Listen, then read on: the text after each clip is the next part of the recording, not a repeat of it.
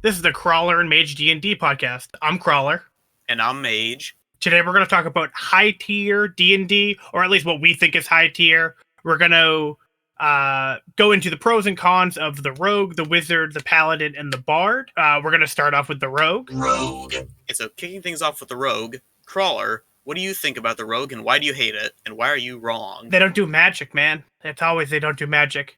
Well, okay, I have a lot that I dislike about the Rogue, but it's not the Rogue's fault. It's that the game does other things just better. My problem with the Rogue is late game isn't established. Like, late game just isn't really a super prominent thing with D&D, and if it was, the Rogue sucks at late game. Because the Rogue doesn't do AoE well, and it only can do one sneak attack per round, which means it falls off damage-wise later on. Now, early game, I think it's incredible. I just think that D&D as a whole lets the Rogue down, not the Rogue itself. Why do you like the Rogue? So I like the Rogue for a few reasons. My main thing that I like about the Rogue is that out of all of the classes we've talked about, like Barbarian, Fighter, and whatnot, I think Rogue beats out both of them in terms of being new player friendly. Because one, just like the other two, in combat, your role is rather simple. Just you have a game plan, you do it well, and that's about it. And the other reason I like it is because of expertise and how many proficiencies the Rogue gets. And because of this, it allows the player to feel more comfortable with roleplay because they can rely on their skills if they ever have trouble. And just, it feels like they're helping the team more because they have more skills. It can definitely help a new player break out of their shell. I agree. I think the Rogue is the best martial class. The fact that you think it's number one is a little astonishing to me, only with the fact that, again, I think D&D lets it down. The fact that it's a skill monkey, you can customize it well, the class features are just super unique and to themselves. High damage singly. You have a focus, you know the focus. Come on, disengage, cunning action are just awesome. It's a great multi-classing class, and it's just great for roleplay. I think it's incredible all the way down. I just think, like, after 14th level, you've been especially if you do like a long-term campaign, you're doing the same thing for 20 levels, you're gonna get bored real quick. Like, you never evolve into a better like, at least compared to the Wizard, the Paladin, and the Bard, which we'll get to. I think that's just where I go to it, you know.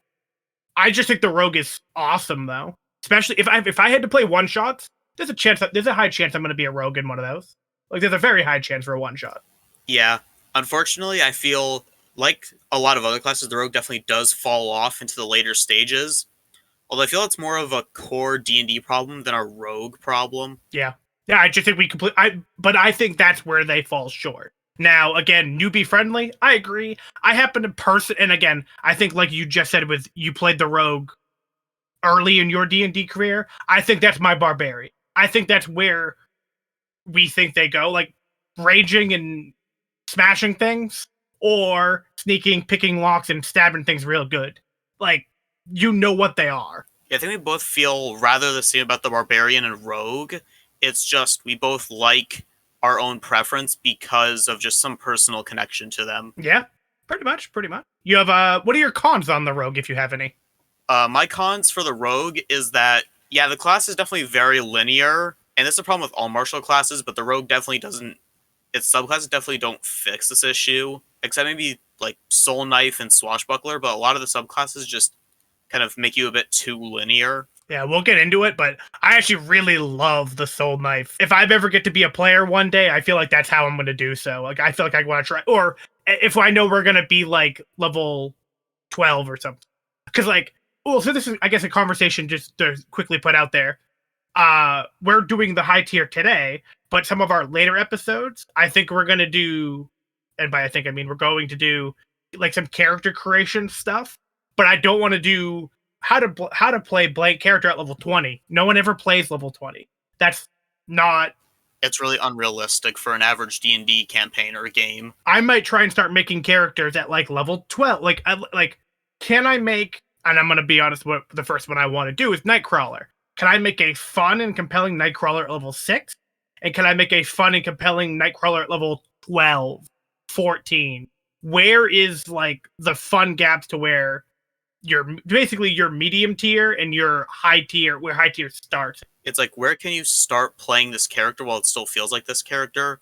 And like, what's like the max echelon of you are this character? So the likelihood you'll actually play and ever feel like the character. Yeah. My only other con with the rogue, and it's more of a personal nitpick, is I feel like the rogue sneak attack gets unceremoniously nerfed in every campaign that I've been in. Yeah, DMs suck like that. Yeah, because it always gets homebrewed really weirdly, like some like weird rules about like, oh, even if your conditions are met, like there's another ally within 5 feet, you have advantage. Technically, you're not hidden, so you can't use your sneak attack. Just weird nerfs like that just exist for no reason. I feel like are always a big turnoff for the class. I think the name doesn't help it. Sneak attack. It should be like precision attack or something. It should be critical hit. It should have like a more oomph name. So picky DM picky DM, they can't nerf it essentially. I think that like new DMs look at it and go, that's too powerful. But like once you're a veteran DM, I don't think you care them. I think this happens to like a lot of things. And just other examples are like wild magic. It looks scary on paper, but it's like go with it. Just like either go with it or don't let them play it is what I would say. But we'll probably have to do a whole topic on things that get changed for ease of play that I hate. Yeah, I think house rules could make a good episode in the future. Comment down below if you guys want us to do just an entire episode on home brew rules and home rules and things like that. Yeah, just tell us any home rule that you think is dumb, or frankly, ones that you think that are good. That'll be our question of the day. Anything else on the rogue? That's really all I had to say. Okay, the wizard. Wizard. Do you have any cons on the wizard? Realistically, the only negative I have to say for the wizard, nice hit dice, nerd. Yeah, nice hit. Yeah, it's just a lack of defense. But realistically, if you gave the wizard more defense, how fucking strong the wizard would be. Yeah, the wizard would just be heavily broken if it also wasn't a glass cannon. Right. Like, it also, but like, man, if DMs felt like being, when DMs like trying to kill their players, you could just put anti-magic fields everywhere, and good luck, wizard, and your robe and your book. Hopefully it's a heavy book, you know. It's one of those things. They just lack, or how to put this, an uninspired player, or a player who just starts picking things at random may dislike the wizard purely because there's so much option. You can make a bad wizard by mistake, you know? Yeah. That would be my other critique. There's so much, someone could mess it up. Actually, one more thing to say about the wizard, about the cons, is, and it's kind of in tandem with what you said, but the wizards, out of all the other classes, the wizard definitely has the most complex spell casting. And because of how many good options it has and just how many options it has, it can just really be paralyzing for a new player. Which is why if you're a new player and someone who's a newer player and they want to play a spellcasting race, don't let them play a wizard. Get them indoctrinated with something else a bit simpler, and then they can move into a wizard. Yeah, if someone wants to start off as a spellcaster, I would recommend the cleric. I would start off a little healing. You have an actual AC. So if you run in by mistake or you get caught out because you're not strategically optimal, you're not immediately screwed, you know? Yeah, I think cleric, druid, and sorcerer are some better options for starting out as a spellcaster. Yeah, no, that's true. That again, that's another discussion point we'll have to do. We'll have to rank spellcasters, support, and martial in a easy to play list kind of thing. Just because we think these are the best. Mm-hmm. Part of it is because they're easy to play or whatnot, but realistically, it's the power that we're talking about. Like, roleplay and power is kind of where we're going. It does skew a little bit on easy. Again, and down the road, we're going to talk party comps that we think if you just play, you should win. And if you don't win, to be fair, your DM hates you. But if you don't win, good luck on that, you know? So what are your pros on the wizard then? Or do you have any more cons? That's all I had to say. Negatives in terms of the wizard. So what are your pros? My pro for the wizard, spells. Not all of them, literally. I think they're missing a few, of course. But like everything. Realistically, I assume with every subclass, you could get a spell somehow if there's a spell you wanted to get. Well, the thing is, all of the subclasses are focused around a school of magic, which I think is a great system because it allows for things like, oh, you want to play an illusion wizard? Okay, take the illusion subclass, and now all of your illusion spells are much easier to find and in order to put into your book, and just it makes the wizard a lot more focused. But because there are so many subclasses and schools of magic are so broad, it just come out with your large spell list, and the fact that you can learn spells just from like other spell books and whatnot, it just makes the wizard a really powerful class. No, I agree with you. And it can get all the high damaging spells, which is super helpful. The most obvious one is Fireball. You get Fireball, you can make the cool wizard, you can make a lot of the wizards that you know from fiction, and it's just good to know. Like, when you think wizards and mage, you think Merlin, or you think, like, I always think Viva or Vivi from Final Fantasy, or what used to be the Blue Mage. I'm a big Final Fantasy buff. Uh, Anything that could just do magic, you could just make it super well, summon a meteor later game.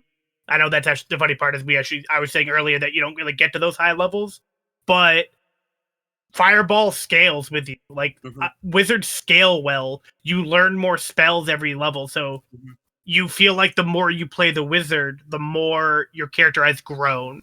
Oh yeah, out of all the spellcasters, and just in fact, out of all the classes in general, wizards scale to just the highest point. Like, there's a reason why basically all the memes online that talk about high level play talk about how high level wizards are basically gods. Yeah, it's true though. But they're the OG, they're an OG class. They're given the love that some of the other classes maybe didn't, or wizards have always been a thing in D&D, which I think, again, I'm probably wrong on that. I think they used to just be under like the mage category or something like that. But I haven't played first or second edition. No one kill me. We're not 80 years old. Yeah. Sorry. I'm only in my 30s.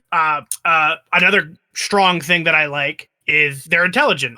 The fact that history is really useful as a DM for me, because you roll history, I give you lore, how much, whatever. It's super convenient for me to have intelligent person around, because if I need to spew out lore, or if I need something to be like remembered, I can be like, hey, roll history for me because you saw this statue and you remember in this book I read in 3rd grade. I can just spew out things, make a character feel like they're a badass just by one stat. And it's super great for lore, for role play, for getting things done, or aiding the party as a whole, because you're the Sherlock Holmes, you're the Gandalf, you just like do things. It's just super convenient. Have you ever played a Blade Singer? Is that one of the wizard subclasses? Yeah, the Blade Singer is like the offensive or the melee wizard. I have not played a wizard yet. I almost did for the Jurassic Park campaign, but I eventually went with a bard. That's fair. For anyone listening, look into the Blade Singer if you don't know it. It's such a fun, you're a wizard, but you're melee, or can be melee, and so on and so forth. They're just cool. The wizards are just fun. They make sense. They're well put together, and their weakness also makes sense. That's why I just love the wizard. They're probably my favorite class to play at any one point. But again, this is best, as in like overall best. But for pure fun, I'd always just be a wizard. Paladin. What are your pros on the Paladin? So my pros for the Paladin is that the Paladin is just a martial character where they did everything right. Like, the Paladin has good features that make it scale really well. Like, smites are just a really good mechanic for the Paladin. They make the Paladin very useful. The Paladin has access to spell casting with a very useful spell list that makes perfect sense for a Paladin. So it makes good lore, and it makes good for mechanical reasons. And all in all, the subclass is being based around taking an oath of some kind and, following a deity or going against deities if you're like an oath breaker. Just allows for some really good built-in lore and plot hooks that don't really require much work to set up from player or DM. So in real life, it's kind of a thing people talk about, but like nerds, which we all are, we play D&D, we have an obsession of some kind. The Paladin is just a giant fucking nerd. That's why I love them. They're good at everything. They're not great at everything, but they're good at everything, which makes it fun. The fact that you can heal, you can be tanky, and you can do damage. That you can make a character now dealing with gods or oaths or dealing with things can be tough for newer players. So I wouldn't say they're new player friendly, but they're just super fun and you feel powerful. You feel like you're enchanted. You feel big. You feel like a badass. Which what else would you really want at the end of the day? Yeah, I can't think of a particular oath that I think is like the best. I think all of the oaths are fun. I always happen to play paladins with like spiritual weapons, which a conquest paladin. I actually one of my first characters, I made a minotaur conquest paladin who had a shield, who had an animated shield, and I used spiritual weapon as my primary attack thing. So I was just with like this armor ball. Now that doesn't all stack, and yet I don't get the shield. I don't get the AC bonus, but it was the aesthetic that this character just wanted to protect people. So I was hitting people with things and so on and so forth. It was just a lot of fun. I think I had like a 21 AC or something pretty early on. Again, my DM was very good in this game.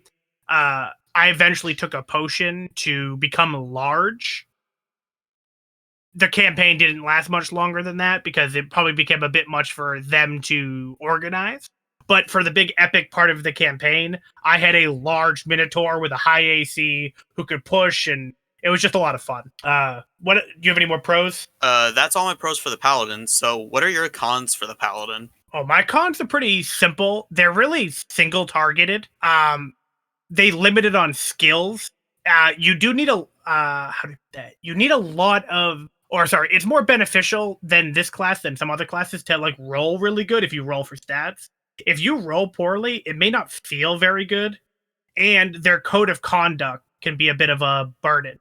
I don't do this because of this. You can end up being a pain to roleplay with if you're a bad player. So bad players ruin the class. What are your cons? Okay, so yeah, my cons for the paladin are pretty simple. One eternity later. So on to the bard. Yeah, okay. Bard. What are your what are your cons for the bard? My con for the realistically, my only cons are their hit die and lack of armor, and the players who play them. This is another thing where the players who like bards are the worst. All the memes. Sadly, we've all dealt with that kind of player before. It can be a bit it can just be a bit of a pain in the ass to play with some bard. But realistically, I have so little to say about their cons. Really, that's all I have to say about it, I guess. So what are your cons on the bards? Basically the same thing that you said. I really don't have any cons for the bard. My only major con for them is that usually in most games, whenever classes, characters, etc. have stigmas around them, they're usually very major exaggerations. Unfortunately, in D&D, most of the stigmas and the stereotypes are very true and exist for a reason. Yeah, it's always the stigmas. It's always the, I don't know. It's always your weird friend, right? Because every friend group has a weird friend that wants to be the bard, but not because of all the cool stuff they can do, because they want to do something weird. Because they want to use their magic and their charisma to seduce the dragon. And they also players expect succeeding on something to always be they always expect high rolls to be that you can succeed. Where the prime example that I always love is if you try and tell the king, hey, give me your kingdom, roll your persuasion. Your persuasion isn't if you're going to get the kingdom, it's if he's going to kill you or not, because you just disrespected him. Now the player thinks, I rolled a nat 20, I'm going to get the whole kingdom. It's like, no, you rolled a nat 20, he thinks you're a jester, he thinks you're funny, like he laughs it off. He thinks you're kidding. That's why you're not dead. You know, like that's what I think most players don't get into. Yeah, I think that's one of the really bad kind of conceptions with D&D is that a nat 20 always means a success, and that a nat 1 always means instant failure in the worst possible degree. And funny enough, I actually got into an argument on Reddit not too long ago about this. Oh, wait. What was the argument about? Remember the Christmas one-shot we did? Yeah. I posted a meme. I posted one of the memes to Reddit. You guys getting kicked out of the bar or whatever. You guys burning down the bar. Yeah. And so I basically posted the meme there. I got some response from people, and then one of the comments was basically just me and another person arguing back and forth about how you rolled the nat 20 and then rolled like damage. So I described how you like burned the alcohol or whatever. Yeah. I tried to do a party trick and I fucked up. Exactly, yeah. Basically, we had an argument about how like, oh well, nat 20 shouldn't always be success, and just it was a really rough argument. Well, you told me when I rolled, because again, so you're a new DM, but you even told me when I rolled, because me and another player were horsing around. Doesn't matter really per se, but I was gonna do a party trick, we'll call it, and you basically told me the higher I roll, the worse it's gonna be. That's basically what you said. You said it in play words, but and then I rolled a nat 20. You wanted me to roll low there, and I didn't.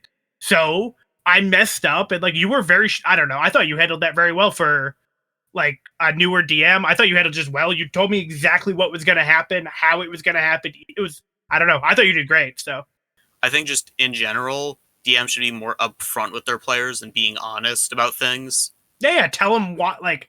Player says, I want to do blank. The DM should say, these are your options. Or this is, like, if there's confusion, and if the player basically says, yeah, I want to know, like, what's going on, you don't want to slow down play too much, but I want to persuade the king to give me his kingdom.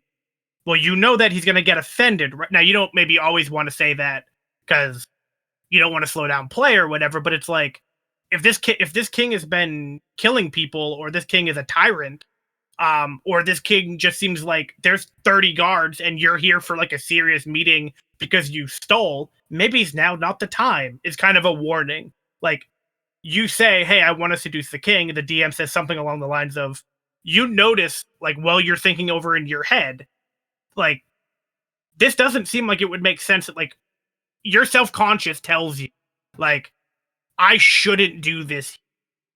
Like, maybe what is going to happen? Maybe you don't tell them.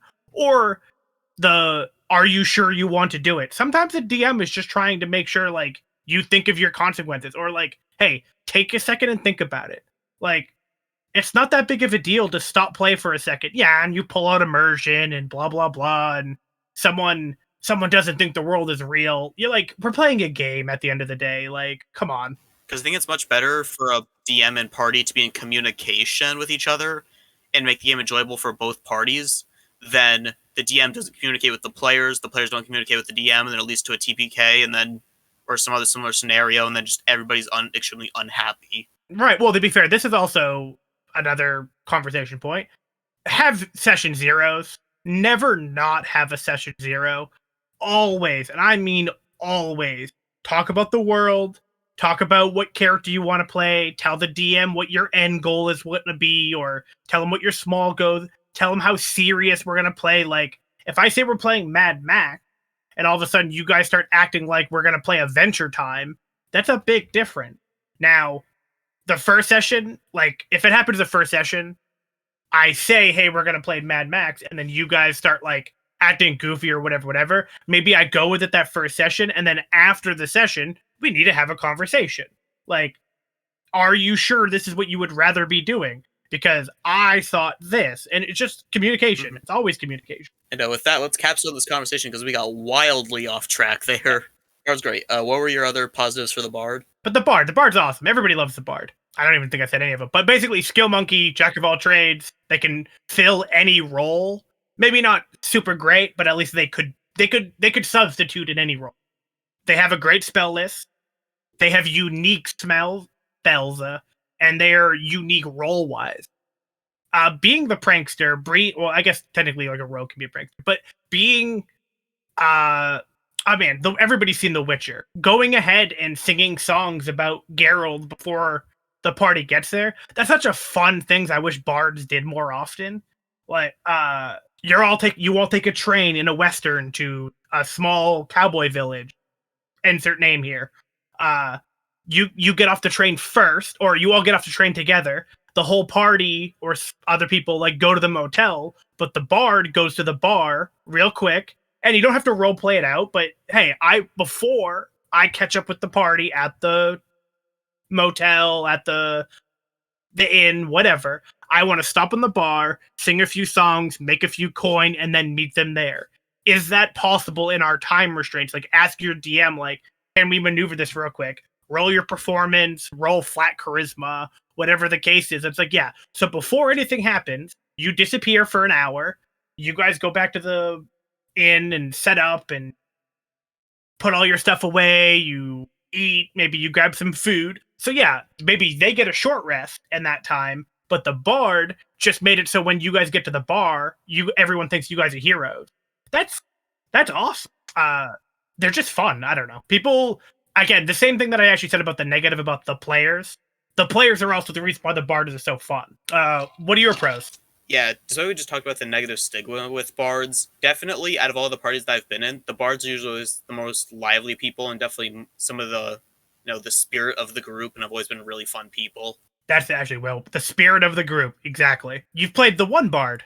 Yeah, funnily enough, I just got finished playing a bard. It was a evil priest who tried to take over the world. I would say cult leader. Evil cult leader / priest tried to take over the world. Got his ass kicked. Well, I think it was more circumstantial. I thought you played it really well, but I can't tell. You told me you had a plan that you wanted to turn on the party. And in our group, we talk about this stuff ahead of time. If a player is going to turn on the group, is the rest of because we're all friends, are the other people going to get mad? People say no. We've never done a prior, but we've talked about it, like hypothetical, this and that and that. You told me that you wanted to do it. You had a plan. The problem was you didn't know, because it wasn't part of your character, that the other players were all friends beforehand. They didn't trust you moment one. So whenever you went on their own, they just were like, what's he doing? Now, that sucks for you, but you got to attempt a really hard thing that you almost pulled. If you didn't roll so poorly, I think you would have pulled it off. Yeah, unfortunately, the circumstances outside of my control were against me. Yeah, I thought I thought your plan made sense. I thought your execution was good. The dice didn't want to help you. Also, technically, because you were working with a dragon. Long story short, you worked with a dragon. The dragon, which I roared poorly when I was attacking. I all of a sudden, I feel like I actually have decent luck with dice. Of course, mage luck kicked in, and I didn't. But I think I did the best that I could, and to be fair, even when I was losing, I definitely tried my best. Anything else you want to share on the bard? Yeah, sorry, we got a bit sidetracked with the story time, but yeah, I definitely want to do a story time on that campaign later, as well as talking about evil characters and how to play them. It's definitely two topics we should talk about later in more detail. Of course, works with me. But the other things I had to say about the bard is that the bard really personifies the jack of all trades. They quite literally have an ability that says jack of all trades, and the entire class itself is a jack of all trades. And usually the saying goes, a jack of all trades is better than a master of one, but a jack of all trades is a master of none. People usually forget that last part. However, with the bard is a jack of all trades and is not a master of none. The bard can be a master of none and a jack of all trades at the same time, which is why I think it's so great. As you said, the bard has a lot of unique spells to it because it's considered a weak support class. The creators were very wrong when they thought that, because they gave it a lot of powerful abilities that definitely don't make it a weak support class, because I feel like the bard can basically do anything, not just support related, because they have a very powerful feature called Magical Secrets, I think it's called. I don't know. I can't remember the exact name, but I think you're right. It's about the mid-level, but basically it allows you to grab any spells from any spells list. It allows you, I think, at 10th level, you can grab 2 spells from any spell list, which really opens up the bard, because if you want to grab, Fireball and Animate Objects, or just, literally any, basically you can pick the best spells from every class and combine them into one super character. And that's only me talking about one of the features. Every other subclass of the bard does something unique that makes the bard still feel like the bard. None of the subclasses do anything too game warping that feels like you're playing a completely different class, which I think is really good at keeping the bard grounded while still feeling unique, interesting, and powerful. Agreed. So and I don't know off the top of my head, but if I recall, the bard has 8 or 9 subclasses where, I mean, come on. But that's where where I particularly shit on the artificer, where it has 4. It's that 9, you're going to narrow down what you want to do. You're going to find something that feels right.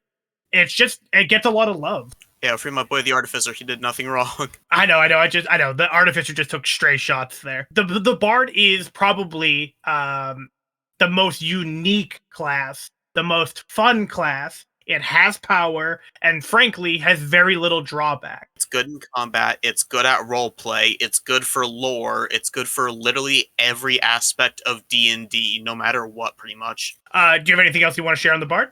That's really all I had to say. Just the Bard is good as hell. It does everything and then some. Yeah, so realistically, this was our high tier, and at least our little bit on why we think they're high tier. Inevitably, we want to do maybe some singular showcase where we bring up the Bard, we maybe find a Bard in media that we like, or we just maybe make like a level 6 Bard or a level this Bard or something, and hey, this is why we think this. Like, give examples more, go more in depth, maybe races that would fit it. Yeah, those will be down the road, and we plan on doing this for a while. Thank you guys for listening in. If you enjoyed this, leave a like, subscribe, share the channel with friends.